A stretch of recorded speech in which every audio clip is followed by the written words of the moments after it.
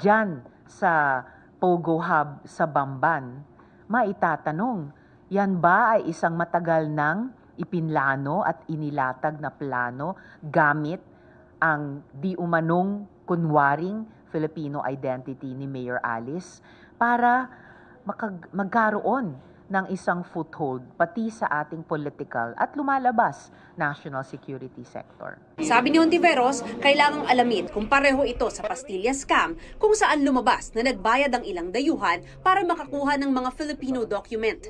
Hinihingi na ng komite ang Statement of Assets and Liabilities at Statement of Contributions and Expenditures ni Guo para malaman kung saan galing ang kanyang 2022 campaign funds. Tinulungan din po ako ng mga kaibigan, tinulungan din po ako ng previous administration din po.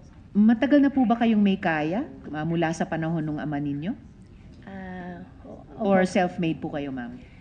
May konting kaya po yung magulang po.